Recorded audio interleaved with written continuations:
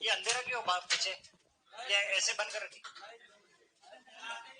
ये एक मिनट में मर जाऊंगा। अरे आशुतोष जी, ये इसको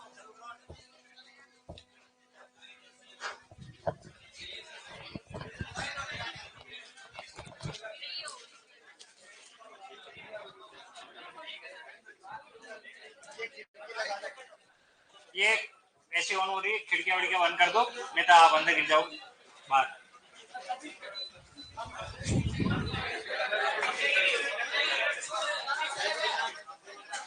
हाँ हाँ, वो सुनो, वो लास्ट वाली इससे हो जाएगी। अरे कर लो, वो मेरा ख्याल रख रहे, आपका ख्याल नहीं रख रहे इसका। नहीं, हाँ नहीं हो, चलिए बात करो। यस, नमस्कार मित्रों।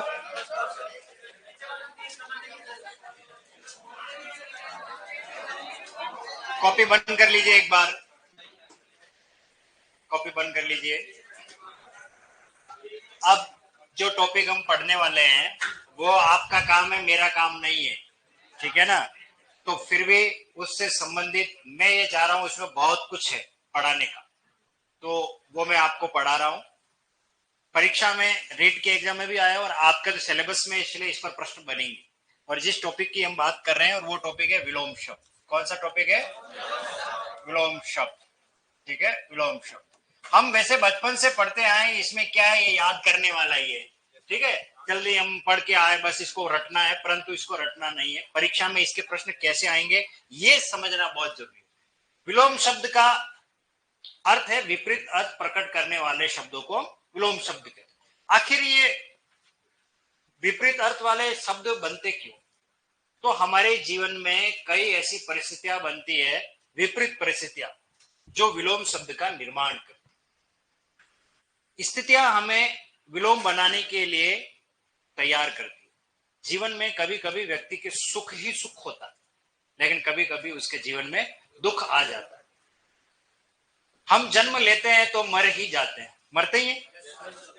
तो ये जितने, कभी हमारे जीवन में दिन है तो कभी रात है, कभी हमें अच्छे लोग मिलते हैं तो कभी बुरे लोग, बस कभी हम खट्टा खाते हैं तो कभी मीठा। तो इसका मतलब जीवन में विपरीत परिस्थितियां बनती है, इसलिए विलोम शब्द बनते। यहां तक तो बात समझ में आ गई है। विपरीत अर्थ प्रकट करने वाले शब्दों को हम क्या कहते हैं? विलोम शब्द। मैं कुछ उदाहरण लिख रहा हूं, फिर मैं आपसे सवाल भी करूंगा कि आपने गलती कहां की है, और क्या ये ऐसा अगर प्रश्न आ जाए तो हम क्या उत्तर, ठीक है? ऑनलाइन वाले देख लेता हूँ ये मेरी आवाज सुन पा रहे नहीं, ताकि क्या फिर बाद में कमेंट नहीं पढ़ू।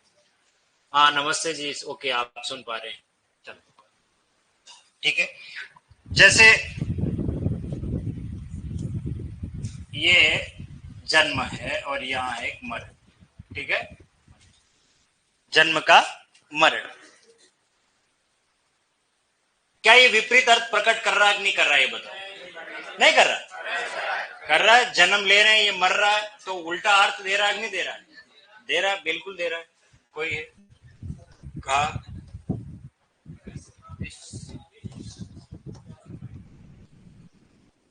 एक अमृत है और एक जहर है, ठीक है। अमृत पीने से अमर हो जाता है आदमी, और जहर खाने से मर जाता है। तो उल्टा अर्थ हो रहा है कि नहीं हो रहा है?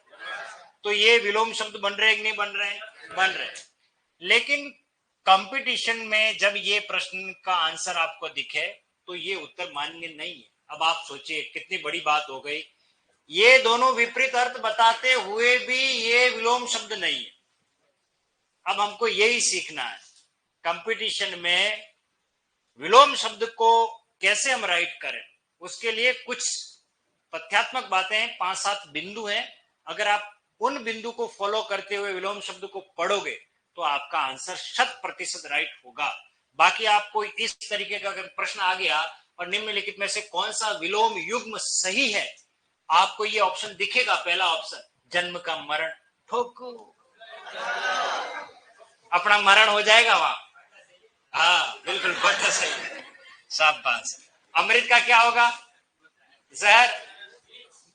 हाँ, वो आपको रटा रटा है ना, इसलिए अभी आपके दिमाग में, अभी मैं आगे कुछ शब्द दूंगा। चलो, ये विष कौन कौन कह रहा था? ईश्वर का विलोम बताओ। नहीं, विष किसने बताया? पहले वो हाथ खड़ा करो। मैं उससे हाँ, क्या होगा? हाँ हाँ हाँ, शाबाश, बहुत बढ़िया। मेरे पे पहले पढ़े हुए। हाँ, कहाँ पढ़ा? किताबें पढ़ा हुआ? हाँ, किताबें मतलब यही वाली रॉयल वाली किताब पढ़े? हाँ हाँ, तो मतलब वो मैंने लिखी हुई इसी में से। हाँ, तभी तो मैं कह रहा हूँ, जो पढ़ा हुआ होता है वो उत्तर ही दे पाता है। बाकी ईश्वर का विलोम इतना आसान नहीं है कि हर कोई इसको पढ़ दे। कि एक ही ने पढ़ा और उससे उत्तर बताया, बाकी को क्यों नहीं आया? क्यों नहीं आया? क्योंकि हमको पता है अमृत विष हमने पढ़ रखा है, जन्म का मृत्यु हमने पढ़ रखा है, लेकिन इसका विलोम हमको नहीं पता। लेकिन इसकी कहानी भी आपको समझाऊंगा कि इस प्रकार के प्रश्नों का उत्तर हम कैसे देवे। बहुत कुछ विलोम शब्द आपने आज दिन तक सिर्फ रटे होंगे, लेकिन मैं आज जो पढ़ाने वाला हूं वो आपको समझाने वाला हूं, और उससे बाहर क्वेश्चन नहीं जाएंगे। देखना, उतने ही विलोम शब्द पढ़ लोगे तब भी आपका कल्याण हो गया, मैं तो ये मानता हूं। चलिए, तो अब हम क्रमशः एक एक पर बात करते हैं कि ये मान्य क्यों नहीं। अगर कक्षा 6 का बालक जन्म का मरण लिख देता है, उसका उत्तर सही है, कोई भी उसे चैलेंज नहीं कर सकता, वो राइट माना जाएगा। लेकिन यही उत्तर अगर कंपटीशन में जाएंगे तो वो उत्तर मान्य नहीं है। ये दोहरी मानसिकता क्यों? फिर आप समझे इसके पीछे क्या वजह है? तो इसके वजह यह है कि कारण क्या है, उस एक एक कारण को क्लियर कर लेते हैं। सबसे पहले बात करते हैं, अगर कोई शब्द तत्सम है तो उसका विलोम सदैव ही हमें तत्सम में ही देना चाहिए। यानी तत्सम यानी संस्कृत का, अगर वो संस्कृत का है तो उसका विलोम हमें किसमें देना चाहिए? संस्कृत में। जैसे ये है जन्म, ये संस्कृत का शब्द है, तो इसका विपरीत होता है मृत्यु। क्या होता है? ये है इसका फिक्स जोड़ा जो तत्सम के साथ लगा हुआ है। हम ये जान नहीं रहे, हम जन्म का मरण लिख करके आ जाएंगे। उत्तर यूं तो अर्थ के दृष्टिकोण से देखें तो सही कह रहे हो आप, जन्म का मरण होता है, ठीक है ना। लेकिन यहां नियम ये कहता है कि तत्सम के साथ विलोम हमेशा तत्सम का होता है, और कंपटीशन में भावनाओं को महत्व नहीं दिया जाता, फैक्ट को महत्व दिया जाता है। दूसरी बात, अगर कोई शब्द तद्भव का है, किसका? तद्भव, तो उसका विलोम जहां तक हो सके आपको तद्भव में ही देना चाहिए। जैसे जन्म का तद्भव होता है जन्म, तो इसका क्या हो जाएगा? मरण। अब आपको ये बात समझ में आ गई कि जन्म जो शब्द है वो संस्कृत का, इसका तद्भव क्या होता है? जन्म। तो अब इसका आप जन्म का मृत्यु नहीं दे सकते, क्या दोगे? मरण। तो यानी तद्भव है तो तद्भव में भी विलोम करना चाहिए, तत्सम है तो तत्सम में विलोम करना चाहिए। दूसरी बात, तीसरी में, अगर कोई शब्द विदेशी भाषा का, तो उसका विलोम भी किस में होना चाहिए? विदेशी में होना चाहिए, फिक्स। जैसे देखिए, ये है नेकी। नेकी का अर्थ होता है भलाई करना, नेकी कर और दरिया में डाल, ऐसा कहा जाता है। नेकी का अर्थ होता है भलाई करना, तो नेकी, भलाई का उल्टा क्या होता है? बुराई करना। अब यहां बुराई नहीं लिख सकते, इसका विलोम होता है बदी। क्या होता है? बदी। बदी विदेशी भाषा का शब्द है, यानी बुराई करना। नेकी का अर्थ होता है भलाई करना। जैसे नमक हराम, नमक हलाल, ये विदेशी जोड़ा है, तो विदेशी के साथ ही परोसा जाता है, और विदेशी भाषा का शब्द है, तो विदेशी में जहां तक हो सके विलोम ढूंढे पेपर में और वही राइट कर। अगला, अगर कोई शब्द उपसर्ग से निर्मित, अब आपको लगेगा उपसर्ग कितना हमारे लिए महत्वपूर्ण था। अगर कोई शब्द उपसर्ग से निर्मित है तो उसका विलोम उपसर्ग से ही देना चाहिए। जैसे देखिए, यह है उपकार, बताओ इसमें उपसर्ग क्या है? उपसर्ग। तो इसका विलोम होगा अपकार। क्या होगा? अपकार। बात समझ में आई आपको? उपसर्ग से निर्मित है तो उपसर्ग से ही उसका उत्तर देना चाहिए। अगला देखिए, अगर कोई शब्द प्रत्यय से निर्मित है तो उसका उत्तर भी हमें किससे देना चाहिए? प्रत्यय से देना चाहिए। किससे देना चाहिए? प्रत्यय से। ठीक है, प्रत्यय से देना चाहिए। कैसे? देखिए,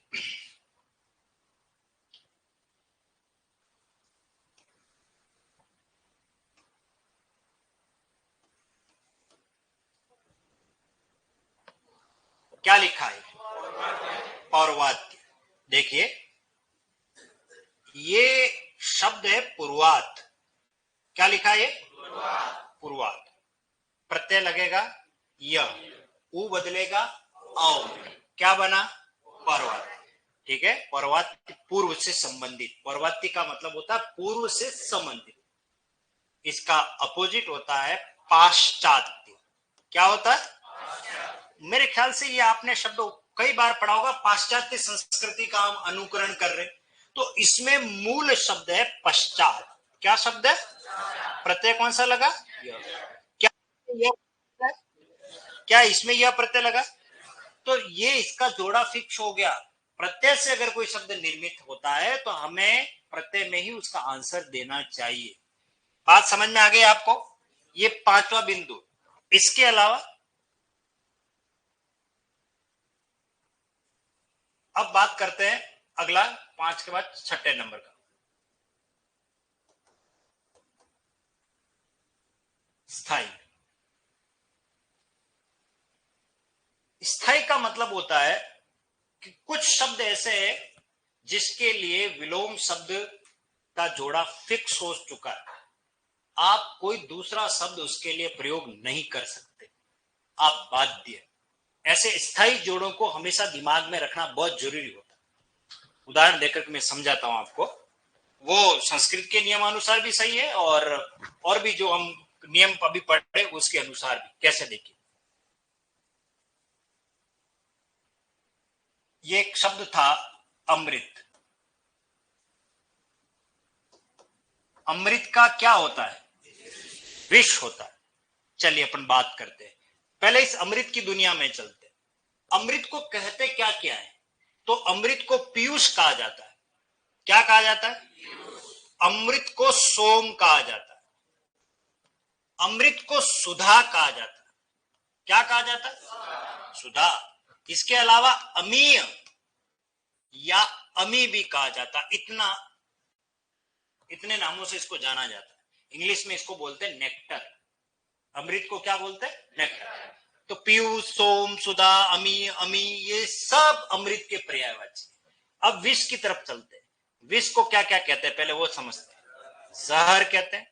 इसके अलावा इसको कालकूट कहते हैं। कालकूट भी कहा जाता है। इसके अलावा इसको गरल भी कहा जाता है। इसके अलावा इसको हलाहल भी कहते हैं। भगवान शिव ने पिया हलाहल विष, है ना? तो अब आप देखिए, विष को जहर कहते हैं, कालकुट कहते हैं, गरल कहते हैं, हलाल कहते हैं। तो अमृत का विलोम जहर क्यों नहीं हुआ? कालकुट क्यों नहीं हुआ? हलाहल क्यों नहीं हुआ? गरल क्यों नहीं हुआ? सीधा विष ही क्यों हुआ? अब आप समझना, इसमें अमृत के साथ इसका जोड़ा हमारी प्रकृति ने फिक्स किया है। मानव समुदाय जब वार्तालाप करने लगा तो उसने अमृत के साथ विष को फिक्स कर दिया। जब भी अमृत बोलेंगे तो हम विष बोलेंगे। जैसे माता के साथ हम पिता बोल देते, है ना? चाचा के साथ हम चाची बोल ही देते, मामा के साथ हम मामी बोल ही देते। ऐसा क्यों बोलते? क्यों? क्योंकि अपोजिट इन जेंडर, लिंग परिवर्तन के कारण हमने उसको विलोम में बदल दिया। भाई के साथ बहन, ऐसे अपन बता देते हैं। तो ये इस तरीके का जोड़ा है। इसी तरीके से देखिए, ये है सुधा। ये अमृत है, ये भी अमृत है, लेकिन सुधा का अपोजिट क्या होता है? गरल। ये फिक्स है, इसका जोड़ा फिक्स हो चुका। इसका मतलब जैसे अवनी का क्या होता है? अंबर। अवनी, अंबर। अंबर यानी आकाश। तो अवनी का आकाश नहीं लिख सकते आप। अवनी का आसमान नहीं लिख सकते, नभ नहीं लिख सकते, गगन नहीं लिख सकते, व्योम नहीं लिख सकते, अंतरिक्ष भी नहीं लिख सकते। अवनी के साथ अंबर का जोड़ा फिक्स है। बात समझ में आ गई? ये 6 मूलभूत बातें हैं जो विलोम इस तरीके से बनाने। अब बात ये आती है विलोम हम कैसे बनाएंगे। इसके लिए आपको 2-3 बातें ही समझनी। ये तो विलोम उत्तर चेक करने में अपन को मदद करेंगे। खूब प्रैक्टिस करवाऊंगा मैं पीपीटी से आपको एक एक याद हो जाएंगे। ठीक है, लिखने से ज्यादा दिमाग में बैठाना हमारे लिए बहुत ज्यादा जरूरी है। ठीक है, और ये मसला आप लोगों का याद करने का, लेकिन मैं चाह रहा हूं कि आप याद करने के तरीके को बदलें, रटे नहीं कि हम विलोम कैसे पढ़े। और आपको जो बुक दी है रॉयल से, यहां से मतलब जो भी लोगे आप या नहीं दिए मिलेगी, उस बुक में भी मैंने विलोम ऐसे ही पढ़ा है। अगर आप वो भी पढ़ के चले जाओगे तब भी आप क्लियर है कि ये कंपटीशन, क्योंकि इसमें बहुत चीजें मैंने कंपटीशन के जो विलोम शब्द आए उनको भी मैंने इसमें उदाहरण के रूप पर लिया। चलिए, तो अब बात तो ये तो हो गई, अब हम विलोम शब्द कैसे क्लियर करें। तो देखो विलोम शब्द बनते कैसे और बनाते कैसे, इन पर अपन बात करते हैं। तो इसके दो तीन तरीके हैं। सबसे पहले लिंग परिवर्तन करते विलोम बनते हैं। लिंग परिवर्तन से विलोम बन जाएंगे, हमें दिमाग लगाने की आवश्यकता नहीं है, हमें लिंग परिवर्तन से विलोम बनते हैं ये समझना जरूरी है। जैसे देखिए, यह है विद्वान, तो आपको पता विद्वान का प्रयोग पुरुषों के लिए किया जाता है ना। तो इसका लिंग परिवर्तन करोगे तो क्या होगा, विदुषी। ये इसका अपोजिट हो गया। विद्वान का अपोजिट क्या होता है, विदुषी। बात समझ में आई। तो लिंग परिवर्तन के हम खूब सारे उदाहरण पढ़ेंगे। हमें तो यह समझना है कि लिंग परिवर्तन, क्योंकि प्रश्न हो सकता है कि क्या लिंग परिवर्तन से विलोम बन सकते हैं, या जब तथ्यात्मक बातें आएंगी ना उस समय के लिए ये डेटा हमारे काम आएंगे। लिंग परिवर्तन से उपसर्ग लगाकर, क्या उपसर्ग लगाकर विलोम बनाए जा सकते हैं, यस। जैसे देखिए, ये है ज्ञात, क्या लगाएंगे हम, अज्ञात। विलोम बना कि नहीं बना, विलोम बन गया। इसी तरह से उपसर्ग बदलकर भी विलोम बनाया जा सकता है। उपसर्ग लगाया यहां, उपसर्ग बदलकर का मतलब है उपसर्ग पहले से लगा हुआ शब्द में, आप उसमें उपसर्ग बदल दो तब भी विलोम बन जाएगा। जैसे देखिए, सजीव, आप पहले तो ये बताओ उपसर्ग लगा हुआ है कि नहीं हुआ है। जीव के जो साथ है वो सजीव है। अब आप इसमें क्या बनाओगे, तो ये तो हमने उपसर्ग लगाया है या बदला, कहां लगाया, अरे उपसर्ग तो यहां लगाया बेंडा, यहां उपसर्ग है पर यहां लगा करके विलोम बनाया। यहां उपसर्ग ऑलरेडी है पर इसकी जगह पर दूसरा लाया ना, तो पहली वाली को हटा दिया दूसरी शादी कर दी तो बदली, बदली नहीं बदली, तो फिर बदल दिया है। तो ये स के साथ हमने नीर, तो क्या उपसर्ग बदलकर विलोम बन सकते हैं, क्या उपसर्ग लगाकर विलोम बन सकते हैं, क्या लिंग परिवर्तन से विलोम बन सकते हैं। कुछ विलोम के जोड़े स्थायी होते हैं क्या, बात समझ में आ गई। तो विलोम शब्द में सबसे महत्वपूर्ण बात है उपसर्गों का योगदान, इसलिए और इन उपसर्गों का भी जोड़ा फिक्स है, किस उपसर्ग से कौन सा विलोम बनाया जा सकता है। दुर के साथ निर है या स के साथ निर है, इन सभी जोड़ों के बारे में मैं आपको बताऊंगा। अब हम थोड़ा आगे पढ़ते हैं, इसके बारे में एक एक चीज को क्लियर कर लेते हैं। सबसे पहले स्लाइड पर आते हैं, विलोम शब्द का मतलब क्या, ये सब लिख लेना आप तो बाद में। क्या क्या विपरीत अर्थ प्रकट करने वाले शब्दों को हम क्या कहते हैं, विलोम शब्द कहते हैं। दिन का विलोम क्या होगा, अच्छा का, सोना का, सोना का जागना। ये सोना गोल्ड वाला नहीं, सोना क्रिया वाली बात हो रही है। ठीक है, अब जीवन में कई विपरीत परिस्थितियां बनती है इसलिए विलोम भी बनते हैं। ये बात आपको समझ में आ गई, क्योंकि विपरीत परिस्थितियां बनती है तो ये विलोम शब्द है वो जिम्मेदार है, विलोम शब्द बनते हैं। ठीक है, चलिए उदाहरण देखे कैसे कैसे हमने विलोम बनाने के तरीके क्या है। पहला नियम, उपसर्ग लगाकर, उपसर्ग बदलकर, लिंग परिवर्तन, और स्थायी या निश्चित, स्थायी या निश्चित। बात समझ में आई। चलिए उपसर्ग लगाकर देखो, क्या इसमें उपसर्ग लगा हुआ है, नहीं, और हमने अ उपसर्ग लगाया, क्या बन गया, अचल। तो चल का विलोम क्या हुआ, अचल। एक, क्या इसमें उपसर्ग लगा है, क्या बना, कौन सा उपसर्ग लगा, तो अनेक में अन उपसर्ग है, ये भी हमें पता पड़ेगा परीक्षा में। तो हम विलोम से उपसर्ग की पहचान करना भी सीख रहे। उपसर्ग बदलकर कौन सा उपसर्ग है, स, क्या लग गया, सधवा, क्या बना, देखो धवा का अर्थ होता है पति, स का मतलब होता है साथ, जो पति के साथ है उसे क्या कहते हैं, सधवा, अर्थात जिसका पति जिंदा है। और जिसका पति रहित है, पति नहीं है, पति रहित होता तो वो क्या कहलाती है? विधवा। बात समझ में आ गई? तो ये हमने इसका विलोम उपसर्ग बदल कर किया। लिंग परिवर्तन करके कवि का क्या होगा? काव्यत्री। ये कवयित्री क्या बनेगा? काव्यत्री। ये गलत लिखा हुआ है, ठीक है। विद्वान का क्या बना? ये मैंने आपको बता दिया। इसी प्रकार स्थायी या निश्चित अवनी का क्या होगा? अमृत का क्या होगा? और गरल का क्या होगा? सुधा। क्लियर हो गया? चलिए अब आगे चलते हैं। इसमें विलोम संबंधी कुछ सामान्य बातें, कुछ सामान्य नियम जिन पर मैंने बात कही थी। अगर शब्द तत्सम है तो विलोम कैसा होगा? जैसे जन्म का। अगर शब्द तद्भव है तो उसका विलोम क्या होगा? तद्भव में होगा। किसमें होगा? जन्म का। यहाँ मृत्यु है तो जन्म का क्या होगा? मरण। अगर कोई शब्द उपसर्ग से निर्मित है उसका विलोम किससे होगा? जैसे उपकार, अपकार। प्रत्यय का विलोम प्रत्यय में। अच्छाई कौन सा प्रत्यय? आई। बुराई में आई।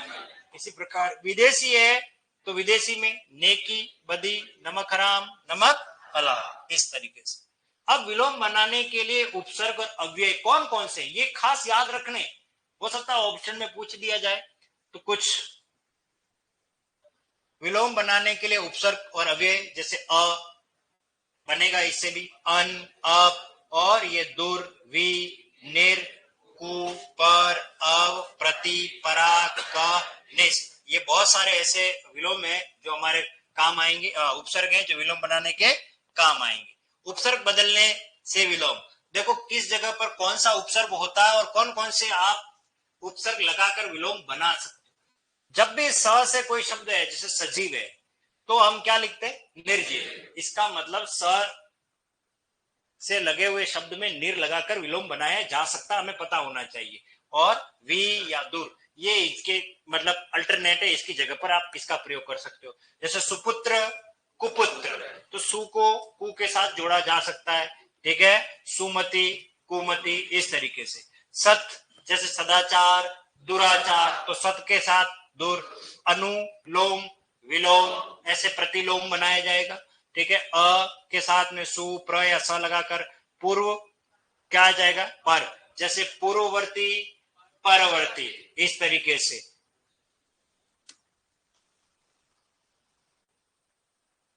परवर्ती, सम, वी, अप, इस तरीके से हम इसका आ के साथ, प्र, उप के साथ, जैसे उपकार, अपकार, वी, परा, स्व, और ये पर आना चाहिए, वर नहीं है, ये पर है। बात समझ में आ गई है? चलिए अब ये आपको थोड़ी देर बाद पढ़ा लेते हैं। तो सबसे पहले आ जाइए पहले पीपीटी पर और उसको लिख लीजिए, फिर हम आगे चलेंगे।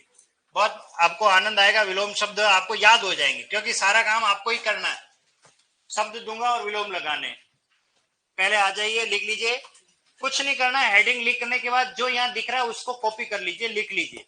अब इसमें ज्यादा दिमाग नहीं लगाना, परिभाषा जिंदगी में कभी नहीं आएगी आपकी विलोम शब्द किसे कहते हैं, ठीक है ना। इसलिए इस पर दिमाग नहीं लगाना है। विपरीत अर्थ प्रकट करने वाले को हो सकता है तथ्यात्मक बातों में पूछ दिया जाए कौन सी परिभाषा गलत है, तो वहां पूछा जा सकता है, बाकी नहीं पूछेंगे। ये छठी सातवीं वालों के लिए बचा के रखो, आपड़ों के लिए विलोम शब्द किसे कहते हैं। मौखिक परीक्षा होती है हमारी अर्धवार्षिक और वार्षिक में, तब हम बच्चों को पूछते हैं।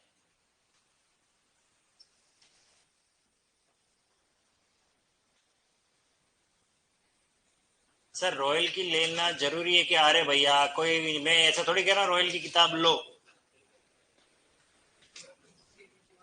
हाँ, लेकिन मैं पढ़ा रहा हूं तो ले ही लो। अच्छा, आपको मुझ पर विश्वास नहीं है यूं? हाँ, नहीं है? थोड़ा सा। किस किस को पूरा ट्रस्ट है मुझ पर? अंट संट। शाबाश। अब हर चीज में विलोम मत ढूंढना। अब बस यहीं से आज हिंदी वही पढ़ रहे हो, हिंदी को हिंदी में लिखो, इंग्लिश में मत लिखो। सबसे पहला काम तो HIND नहीं लिखे। ऐसे कौन है जो आज एडमिट हुए या आईसीयू में एडमिट हुए? आप ही हो? एक कल एक दो और कोई था, एक बैठा हुआ था। हाँ हाँ, कोई बात नहीं, आप घबराओ मत। साक्षात काशी विश्वनाथ के चरणों में मैं बढ़िया पढ़ा दूंगा, टेंशन मत लो, ठीक है। कहाँ से आए हो? हाँ? भरतपुर। ये कौन से राज्य में आता? राजस्थान। अच्छा, भरतपुर। मैंने कहा भारतपुर पूछा क्या, भरतपुर। ओके ओके, भरतपुर तो करौली, भरतपुर सवाई माधोपुर, हाँ समझ गया मैं। भारतपुर समझा, मैंने कहा भारतपुर कहाँ है यार। हाँ, विलोम शब्द हेडिंग डाल दीजिए और परिभाषा लिख लीजिए। विलोम शब्द क्यों बनते हैं? क्योंकि जीवन में कई विपरीत परिस्थितियां बनती है, इसलिए विलोम शब्द बनते हैं। बस इतना ही लिखना हमें दिमाग में, कहा इसलिए विलोम शब्द बनते हैं। आगे चले। हाँ, बदल दे।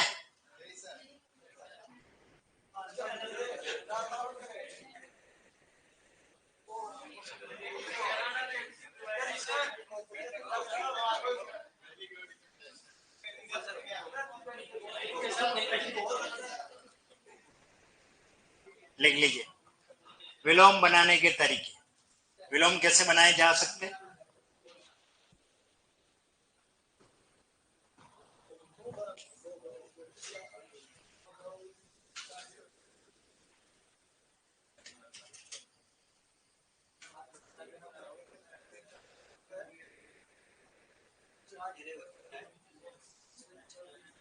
हाँ भैया, ऑनलाइन वालों सब जुड़ चुके हो आप भरतपुर से। भैया आप भी भरतपुर से, बढ़िया। कभी आएंगे भरतपुर, मिलेंगे आपसे।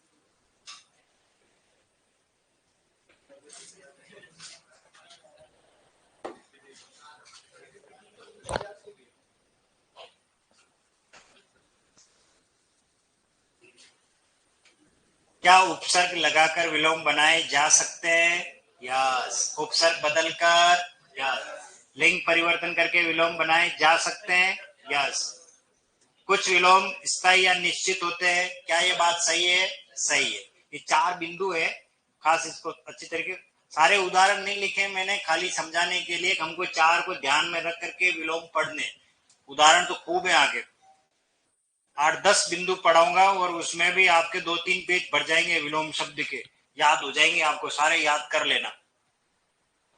बाकी 9 से 12 तक की व्याकरण चलती है, उसमें भी विलोम शब्द दे रखे हैं, और किताबें भी हैं उनमें भी विलोम शब्द दे रखे हैं, उनको भी पढ़ना है, ठीक है।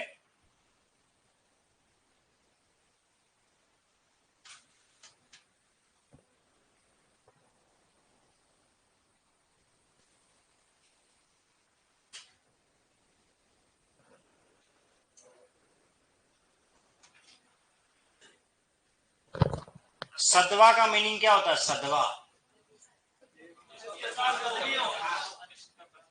है जिसके साथ पत्नी नहीं हो, बेंडा। हाँ, जिसके साथ पत्नी हो नहीं है, धवा है। पति जिसका हो, है ना, जिसका पति जीवित हो, जो पति के साथ हो।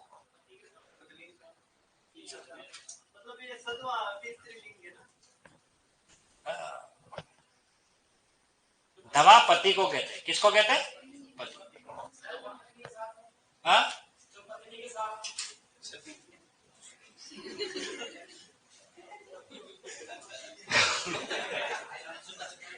इतना हमें सोचना नहीं है, हमें सदवा और विधवा ही लिखना है।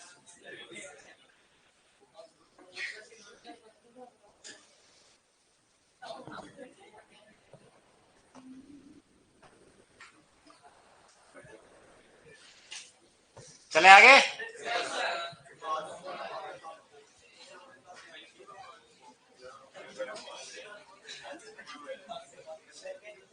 देख लिया। स्त्री, अवनी क्या होता है? अच्छा ये बताओ, अगर अंबर का मीनिंग अगर आकाश है, धरती हो, अवनी यानी पृथ्वी, भू, भूमि, धरा, वसुंधरा, मही, अवनी। अरे लिख लो फटाफट।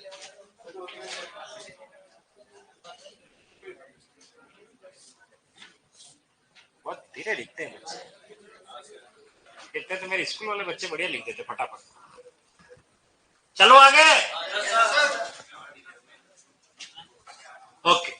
लिख लो विलोम संबंधी सामान्य नियम। विलोम संबंधी क्या है? आप ये पूरी भाषा मत लिखो, आप तो तत्सम डैश तत्सम ये शैली मत अपनाना, आप तो डायरेक्ट लिखना तत्सम डैश तत्सम और नीचे उदाहरण लिख लो डायरेक्ट जन्म मृत्यु, बस। यानी तत्सम शब्द है तो तत्सम में ही विलोम होगा। इसी तरीके से तद्भव डैश तद्भव जन्म मरण उदाहरण दे देना, और उपसर्ग डैश उपसर्ग, ठीक है, तो उपकार और अपकार लिख लेना। प्रत्यय डैश प्रत्यय अच्छाई बुराई उदाहरण लिख लेना। विदेशी विदेशी में नेकी बदी, नमक हराम नमक हलाल।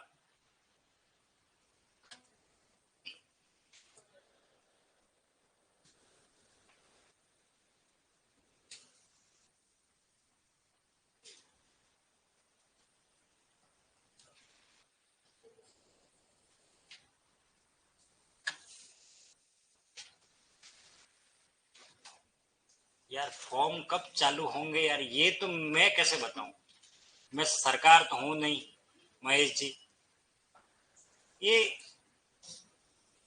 प्रश्न ही ऐसे पूछते हो आप, फिर मैं क्या जवाब दूं?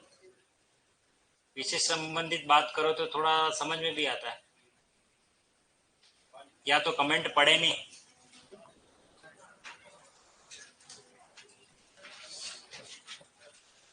फॉर्म जब भी आएगी वैकेंसी उस दिन सबको जग जाहिर हो जाएगी, है ना।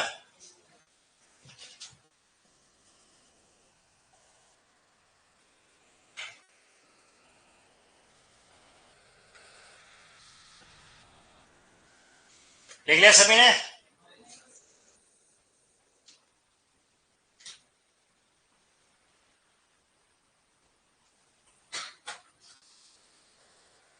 आपने एडमिशन लिया था तो आपने पूछा इधर, बोले मेरे बाकी के टॉपिक का क्या होगा, कैसे कुछ पूछा? कब चलेगा कुछ? कब है ये? 16 मार्च। होली कब है? कब है होली? 14 की? ओके कोई बात नहीं। यानी ये कंफर्म है 16 को चलेगा? चलो कोई नहीं, तो आपको घबराने की जरूरत नहीं है, अभी आप पढ़ लीजिए, बाकी ये भी होंगे तो मैं पढ़ा दूंगा, ठीक है ना, रोज आऊंगा पढ़ाने, ठीक है चलो। क्योंकि मैं अभी कहीं ज्यादा पढ़ा ही नहीं रहा हूँ, बस सब बस रॉयल वालों को आत्मसमर्पण कर दिया। हो गया, चले?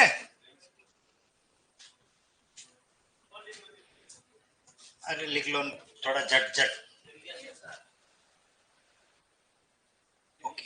हाँ, उपसर्ग ये एक लाइन में लिख दो, ऐसे मैंने लिखे वैसे नहीं लिखने। उपसर्ग बना, ये विलोम बनाने के लिए कौन कौन से उपसर्ग काम में लेंगे हम, बस वही है। अ कौमा अन अप दुर वि निर कु पर अब प्रति परा क निस। हो सकता है कोई पेपर सेटर मेरे जैसा और पूछ ले कि कौन सा उपसर्ग ऐसा जिससे विलोम नहीं बनता, 4 ऑप्शन में।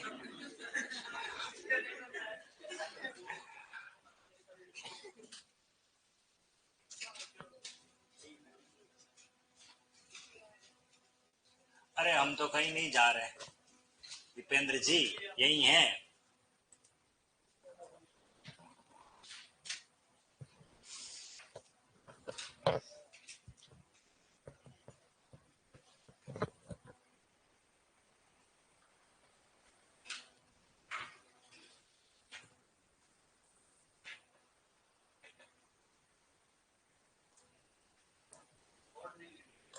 नहीं नहीं नहीं, ये नहीं है, ये तो गलती से आ गया।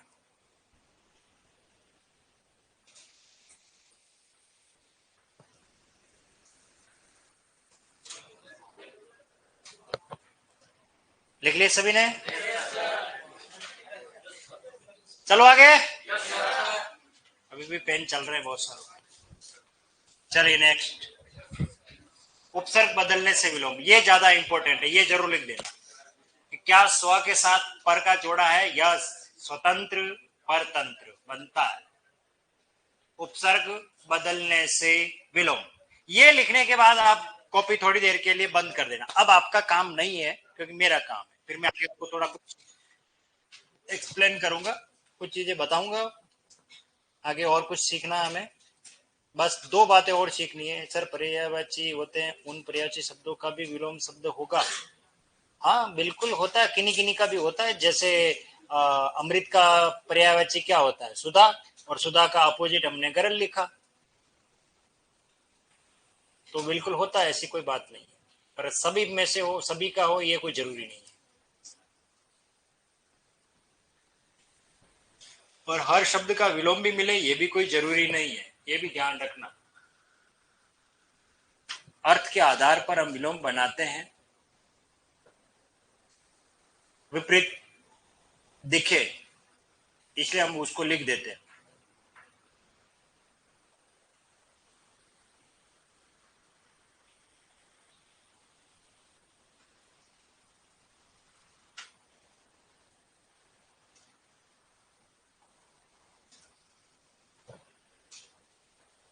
स निर्वी दूर सु कु दूर सत दूर अनुवी प्रति असु प्र स पूर्ववर्ती परवर्ती संवी अप।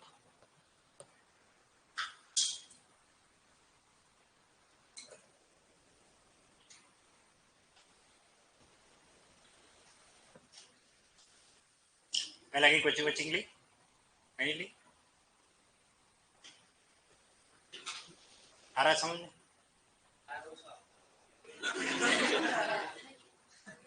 क्या कह रहे हो? कहा आरो वाटर आ रहा है? आपके वो भाषा का प्रभाव है, मतलब मैं जो पढ़ा रहा हूँ समझ में आ रहा है, ऐसे बोलो। आ रहा है। शाबाश।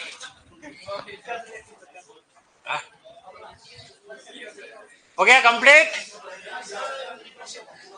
अब कॉपी बंद कर लीजिए।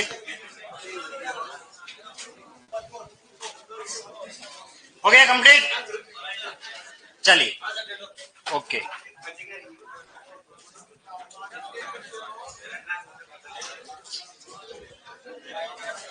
देखिए 2 मिनट की जो ये बात करने जा रहा हूं, ये पूरे विलोम का सार है,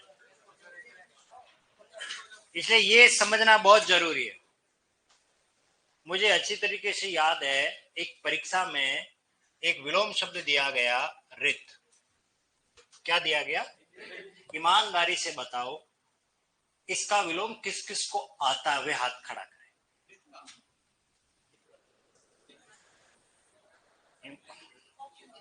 हाँ तो चलो अच्छी बात है। अब आप सोचिए, सबसे पहले बात तो मरण इस बात का है कि कमबख्ती इसका अर्थ क्या होता है। बात समझ रहे चीज? जब हमको अर्थ ही नहीं पता है तो क्या हम इसका विलोम बता सकते हैं? नहीं बता सकते। लेकिन फिर भी जब अर्थ नहीं भी पता है तो कुछ ऐसी बातें हैं जिसको अपन ट्रिक बोल सकते हैं, वो अगर आप अप्लाई करोगे तो वो आपका आंसर कुछ हद तक सही, और कुछ हद तक क्या, कई बार तो 100% भी सही हो जाता है। ठीक है ना?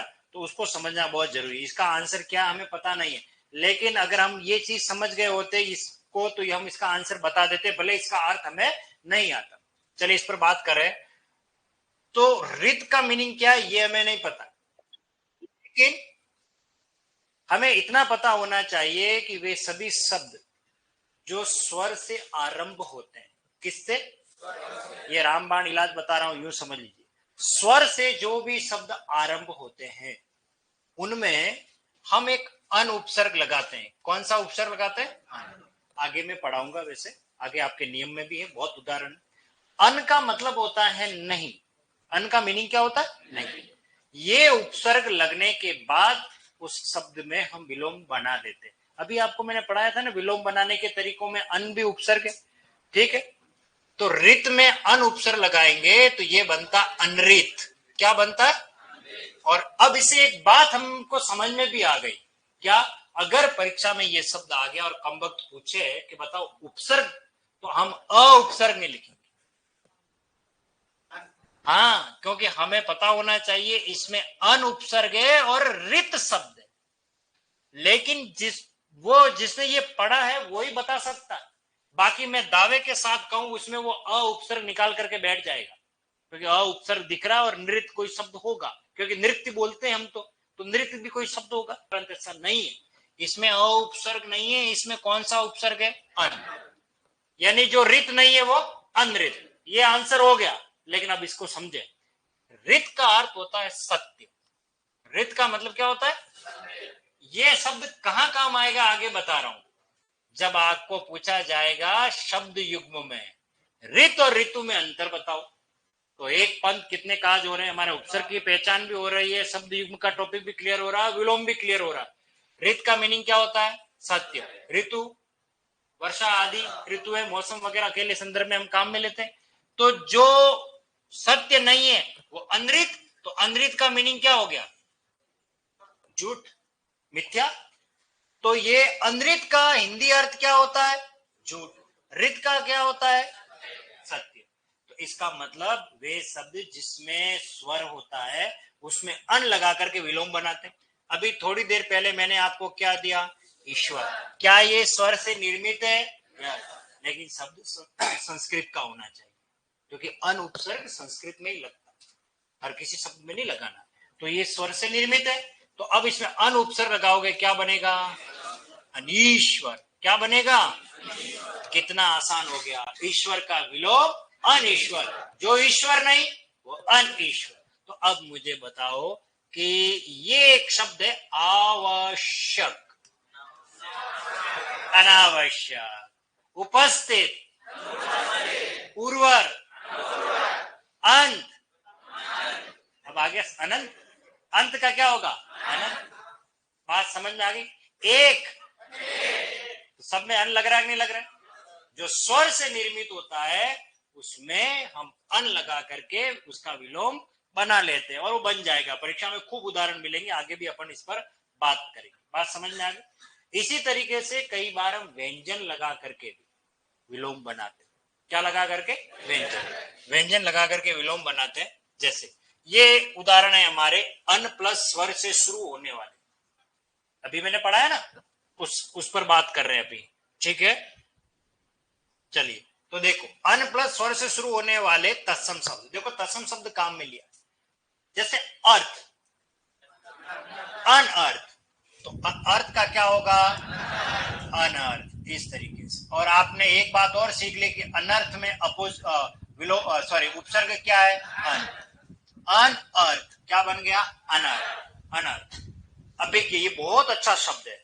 देखिए, अभिज्ञ में कई लड़के यूं समझते हैं कि अ उपसर्ग नहीं है, इसमें अभी उपसर्ग है और ज्ञ मूल शब्द है। सर्व में ज्ञ लगा, सर्वज्ञ। बहु में ज्ञ लगा, बहुज्ञ। नीति में ज्ञ लगा, नीतिज्ञ। तो अल्प में ज्ञ लगा, अल्पज्ञ। अभिज्ञ का मीनिंग होता है जानकार। मैं इस बात से भली भांति अभिज्ञ हूं, मैं जानकार हूं। अन लगाओगे, अनअभिज्ञ, अनभिज्ञ। ये अनभिज्ञ में आपसे पूछेंगे बताओ इसमें उपसर्ग, तो अनुपसर्ग है, ये ध्यान रखना। अनभिज्ञ। उदार यानी दयालु। जो दयालु नहीं है वो क्या होगा? अनुदार। क्या होगा? अनुदार। अब देखिए, ये कमबख्त पूछेंगे उपसर्ग में कि किसमें अनु उपसर्ग का प्रयोग नहीं हुआ है। ये अनु दिख रहा है पर अनु है नहीं, ये अन है। क्या है? अन। और यहाँ उदार मूल, जो उदार नहीं है, दयालु नहीं है, वो खुसट है, जो कह सकते हो आप बेकार व्यक्ति है। उदार यानी दयालु, और अनुदार, तो अनुदार होता है ना खड़ूस, उस टाइप का। तो ये अनुदार का। बात समझ में आ गई?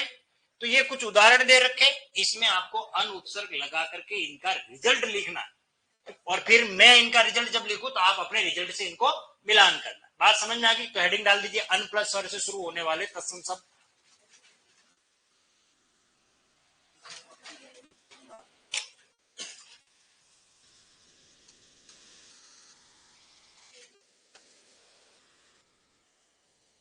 नमक हराम का नमक हलाल होगा। चांदनी जी, एक ही प्रश्न आपने कितनी बार रिपीट कर लिया। नमक हराम का नमक हलाल,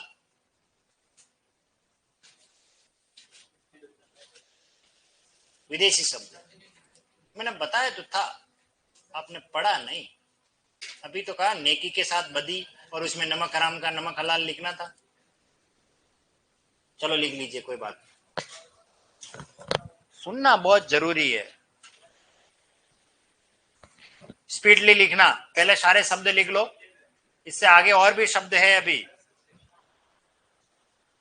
आंसर नहीं लिखना है, अभी खाली शब्द लिखो, क्योंकि इसके आगे और शब्द है, फिर उसके बाद एक साथ लिखना आंसर।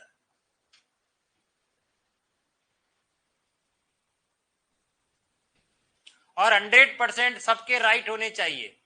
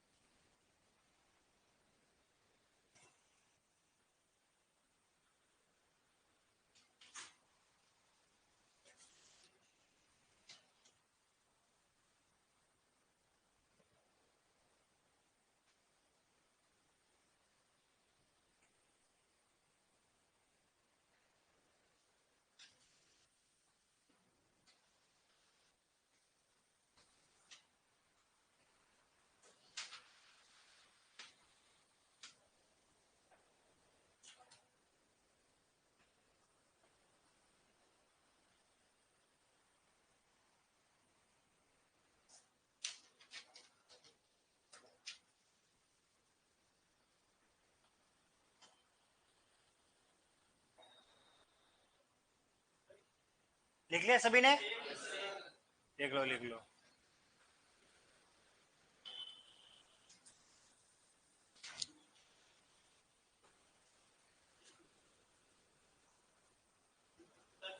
नेक्स्ट ले लें।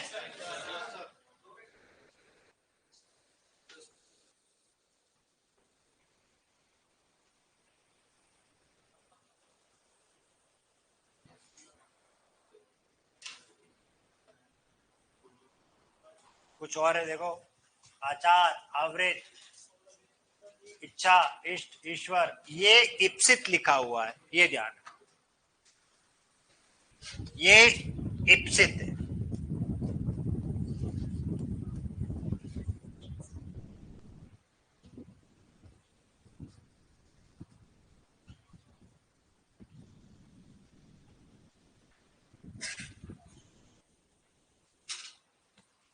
आचार, आवृत, इच्छा, इष्ट, ईश्वर, इप्सित, ऐतिहासिक, एक, अंत और अंग। करिए इनका आंसर,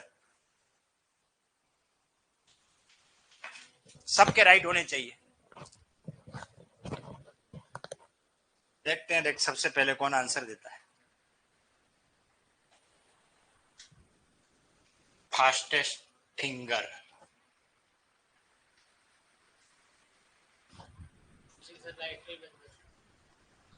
कोई नहीं, फोन कर दो ना वो।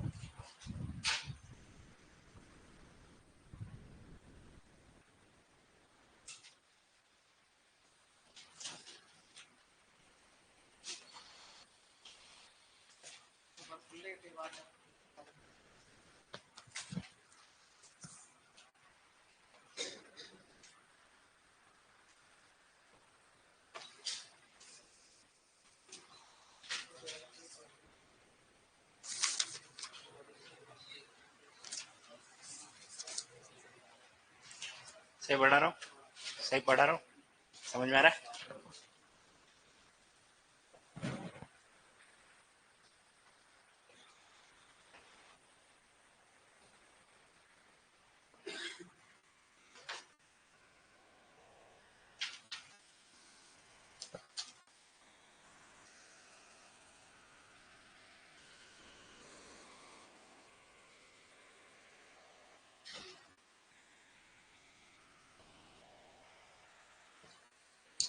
इसको चेक किया बोर्ड पे कैसे लिखा मैंने?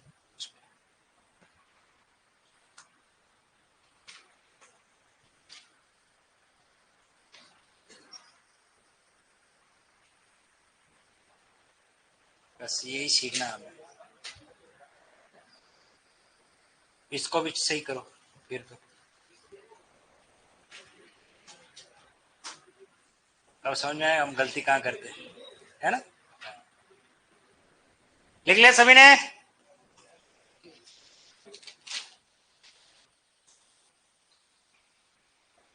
ये क्या लिखा है? कहाँ मैंने कहा लिखा है? मैंने इप्सित लिखा है, आपने ये चेक नहीं किया?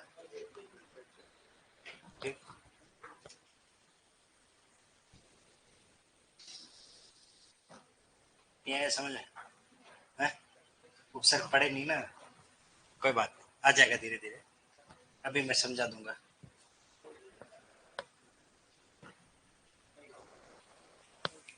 ओके, आपने लिख लिए?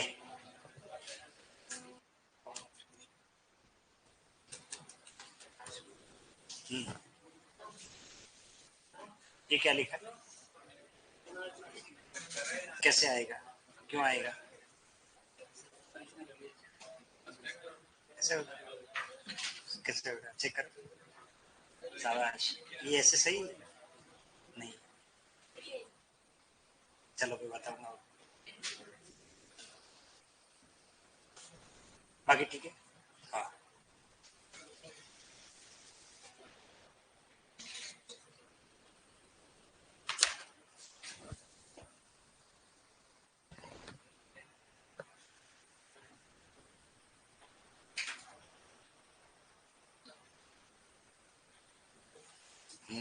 अब सही है।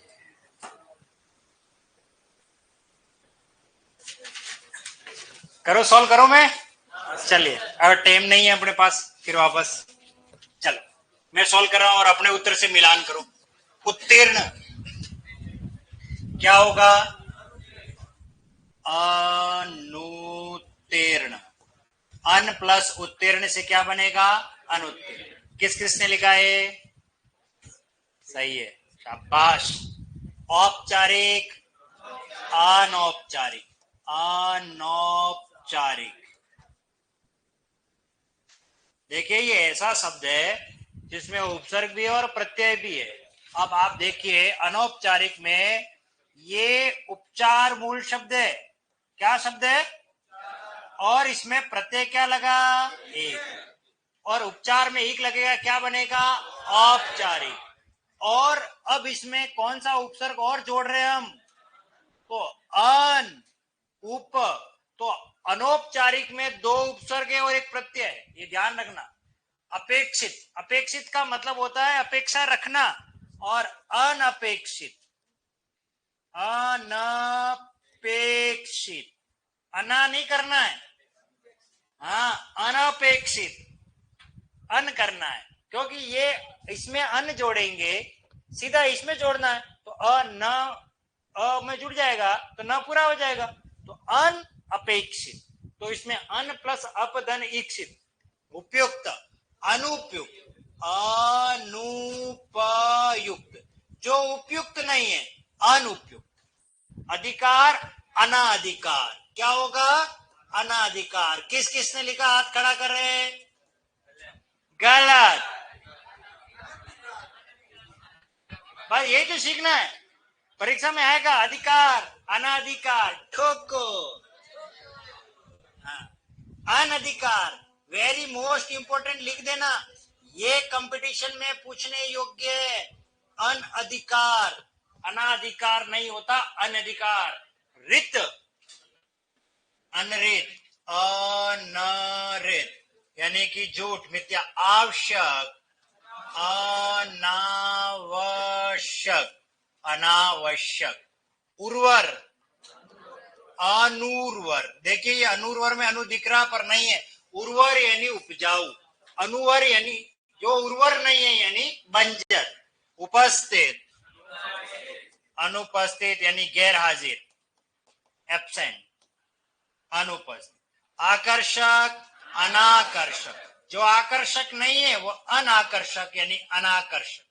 आहूत, अनाहुत। ये शब्द हमारे अंदर विलोम बना है, ये हमें कोई ज्यादा नहीं सीखना है, हमें ये इसमें मीनिंग सीखनी है।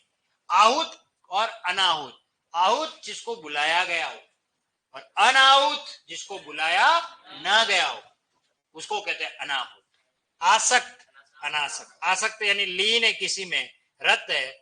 और जो किसी में लीन नहीं है वो अनासक्त है यानी उदासीन।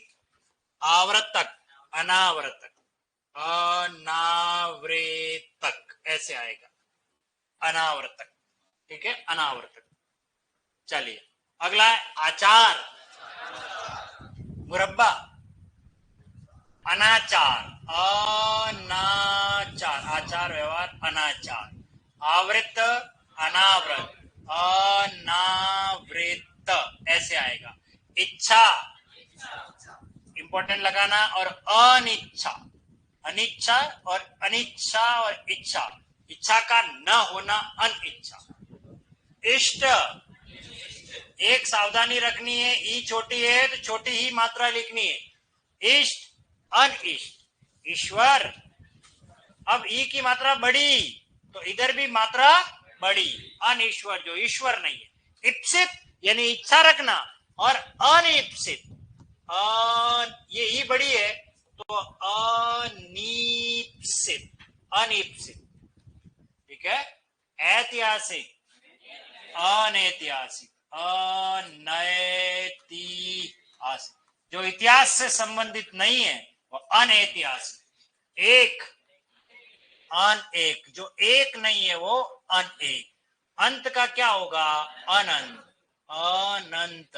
और अंग का अनंग, अंग यानी जिसमें अंग है, और जो बिना अंग वाला है वो Kamadeva.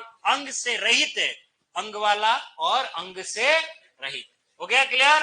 Okay okay, happy weekend. बाकी बात करेंगे हम अपने अगली क्लास में। तब तक के लिए स्वस्थ रहे, व्यस्त रहे, जीवित रहे, मस्त रहे।